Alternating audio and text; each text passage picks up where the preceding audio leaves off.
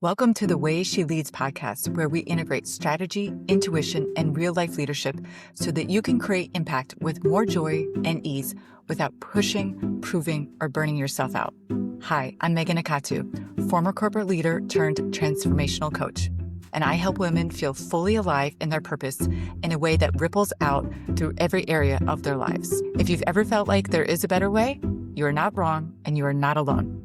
Each episode brings you conversations with experts and real leaders sharing tangible and holistic practices to help you lead your life in a way that actually feels good, not just looks good on paper.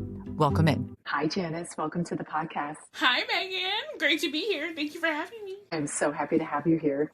Today, I'm here with Janis Hillard, who is a boundaries coach and the founder of Good Courage. And Janis and I know each other because we have the same human design coach who created a community. And so we got to hang out together as projectors. And Janis also loves to read. So we would connect separately outside of the group. And she always comes off as very warm, vulnerable, and open. And I just enjoy being in her space. So thank you so much for being here. Such a lovely intro. Thank you, Megan. I really appreciate that. Same back at you. Well, thank you. And Janis, can you tell us about how you became a boundaries coach? Sure. I became a boundaries coach not with the intention of being a boundaries coach. I had a career before, and a lovely career. I was a makeup artist. I worked for a lot of different places, and I made pretty good money. I love what I did. I'm an artist by nature, so it was really easy. But in that, I realized that a lot of what I was doing, the behavior I was having, the experiences that I was having wasn't conducive to who I was. It just made me feel bad. Like, I loved what I did as an artist, but the people around me, my friends, the people who I called friends, treated me differently. And then when I started to be really self-aware of what I was doing to myself and sabotaging myself and all these things I was thinking, I was like, I don't want to be in this space anymore. So I went back to school. I got 2 degrees. And then I really started looking at coaching as just like something that I would see people do. But I wanted to narrow it down because when I hear life coaching, even though I know life coaches, but to me it was too broad. I looked at myself and how I dealt with people and how I would give advice to new friends because I had to get rid of the old ones. Talking to new people and just how they were dealing with life. It was easy for me to give advice that they asked for and just how to do boundaries. And so I came into that and people would ask me and then I started becoming that. So I fell into it when I was really good at it and people were like, you should start doing this as a profession, not just doing it as a hobby. I love that. Well, and you and I serve a similar client, a lot of high achieving women. And in the conversations that have already been on this podcast, there's been so much about you just need to set boundaries and you just need to set boundaries. But then I realized that we haven't gone into any detail. And so that's why I was like, I need to call Janis. Janis needs to be on here. Can you bring us all the way back to the beginning? What is a boundary in the first place and why are they necessary? Sure. Let me preface it because nowadays, especially you hear the word boundaries, you hear people should have boundaries all the time. That's just kind of like the new word that people say, but they don't explain it. It's this notion that boundaries are for other people first, and you just live your life, and once they understand that they need to go away, then that's your boundary, and then you should go live your life. And that's not true. So when I'm just going back to when you asked me that, I was like, that's really great to explain because that's what I do first and foremost is try to explain what boundaries are. So what we hear is boundaries are limitations. They're just easy, they're necessary. But first, the boundary starts with you. It has to start with you first so you can show up for people and teach them how you want to be treated. So with me being the people pleaser, me being always the dependable one, being the capable one, a lot of people who do need boundaries are the same.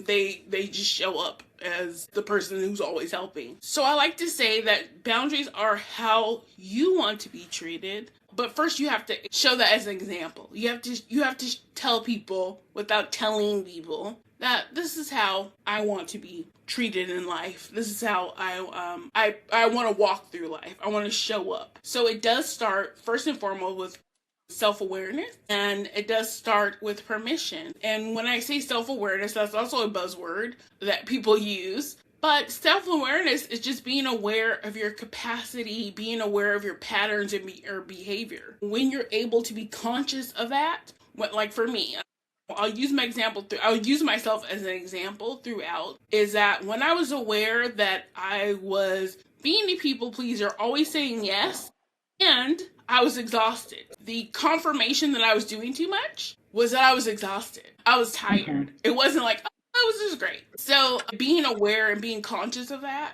and stepping back and saying, why am I always tired? Why am I always so exhausted? Why am I burnt out?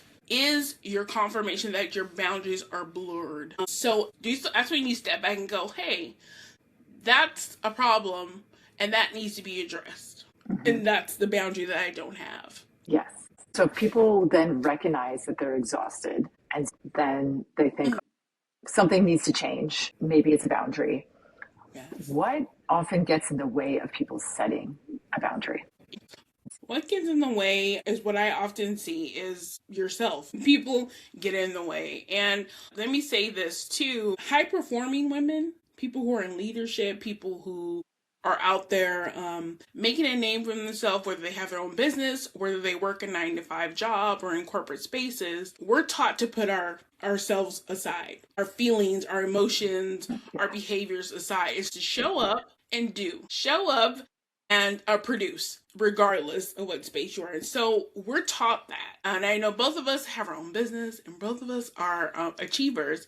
And we work with people that way as well. And so when I see that, I see a lot of, it's just the negative self-talk that we also tell ourselves. Well, it's not going to be conducive to my job. So I can't deal with having the boundary, whether I know what a boundary is.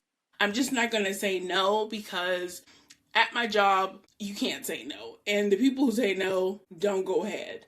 Or if I'm a business owner, I can't say no to the client because who knows what the next client I have. So I'm just going to take or whatever their issue is, even if it's not what I help them with. So first and foremost, it's you and giving yourself that permission to say, no, I deserve this. No, my business deserves this. No, I don't need to drive to work crying. Because I've dealt with people who are driving to work already anticipating that it's going to be bad.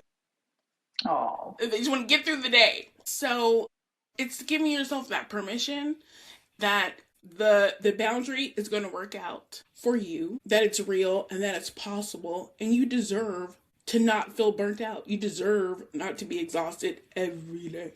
So it's you. Yes. Okay. So if we follow that thread, people deserve to not be exhausted. What else needs to be true before a boundary can't even be set?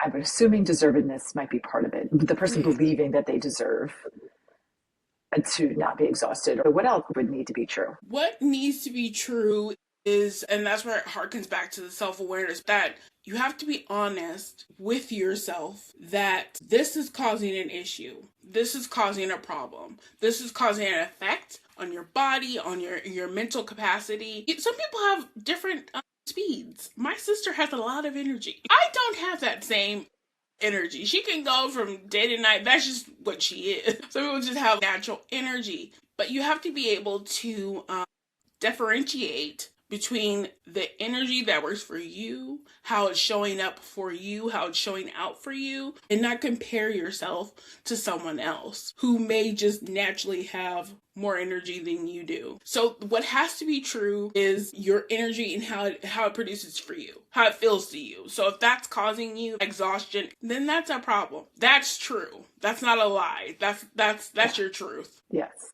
And is it fair when clients come to work with you, they're like, I need help with boundaries, right? That's why they find you. And in your mind, you're like, but we need to back up 5 steps before we can do that. What is usually the first thing that you're working with people on? Sure. I really focus on how you're showing up right now. How are you feeling right now? How is your experience? And I really get to the crux of how they rest, if they rest, what they're not able to take in, and are they aware of that? Because clients, when they come to me, they have some sense of self-awareness that they need it, that they need a boundary, and they've seen they have an idea that I am tired all the time, or I am exhausted, or I am all these things, so that makes sense, but I need more. Yes. And I know that people find you for boundaries in relationships, boundaries at work, boundaries at home, boundaries with time. Earlier, you were talking about people pleasing. Is that the same root cause across all of those sectors, or are there different barriers depending on work versus home? That's a great question, and a question I've never been asked before. And I appreciate you asking that, because it does. People pleasing in every area. So if you're a people pleaser at work, if you're a people pleaser with your relationships, if you're a people pleaser at your job, you have a team, you want to make sure that everybody's okay. So you say yes when you really should say no, or take a breath and go away and tell them, hey, I have to think about this. You'd rather say yes just because you want them to walk away with a smile while you're exhausted. So yes, people pleasing across all platforms, time, energy, work, relationship, people pleasing. Yeah. Okay, that's fascinating. And how do your clients get over the fear of setting the boundary? Because I'm sure it feels very uncomfortable in the beginning. The fear, like you say, is huge, and fear will cripple us in every aspect. It'll paralyze us till we can't move. So what I like to do is do an exercise of, okay, well, let's say you never enact the boundary. You've come to me and, but you decided, hey, I'm not going to have this boundary. I'm too afraid. Imagine your life as it keeps going with no boundary versus the life with the boundary. And when we do that exercise, I'll say 9.9 times out of 10, that person is like, well, I prefer the boundary. So the fear dispels.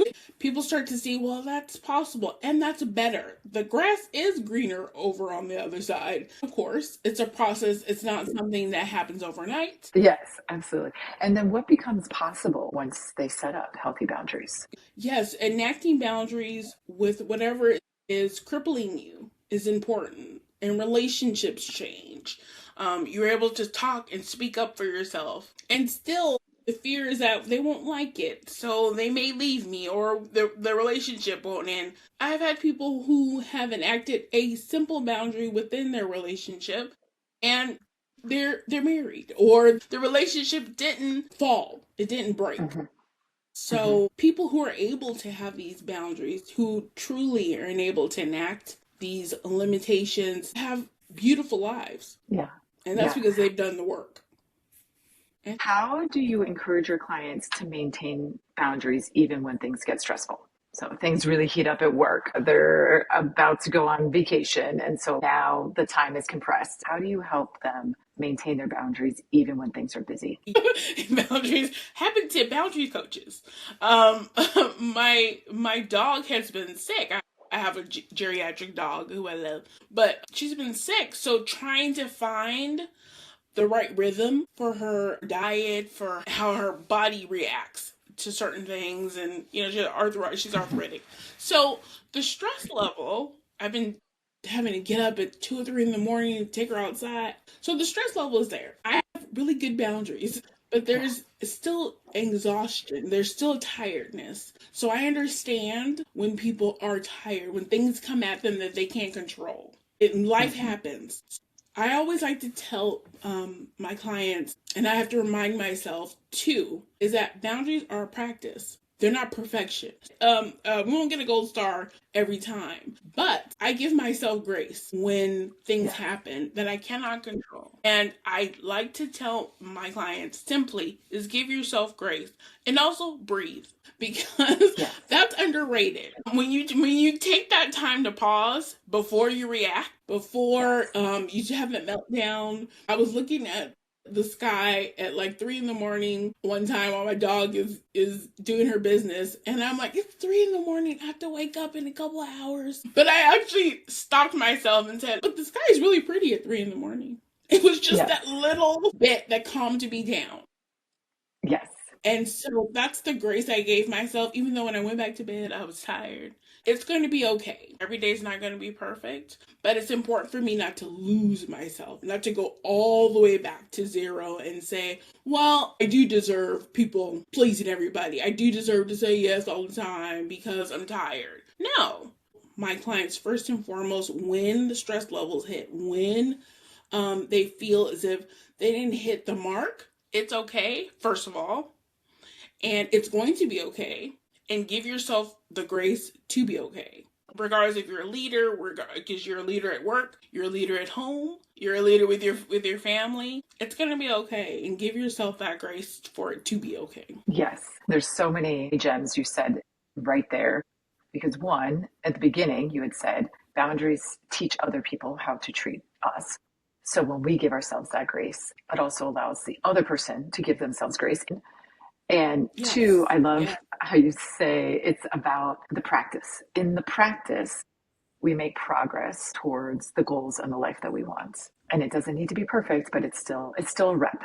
Even that choice to notice how beautiful the sky is at 3 a.m. is very powerful, because that resets your whole mindset before you go back to bed. Right. And it's so hard sometimes. As you said, and it starts with deep self-awareness. Yes.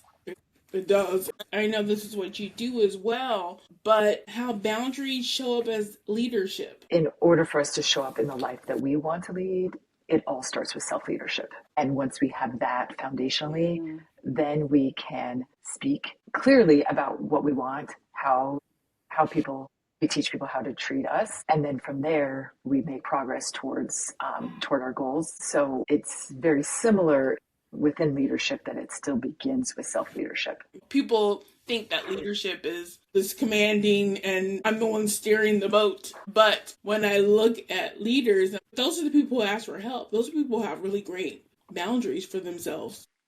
They really are showing up the way they want people to see them and how they want to be treated. And I think we get that twisted, that we think the leader is the one that's talking loudest and telling people what to do. What does feminine leadership mean to you? Ooh, feminine leadership means knowing who you are, being comfortable to be that way, and walking around with your back straight. And showing up all the time. I show up as Janis all the time, everywhere I go.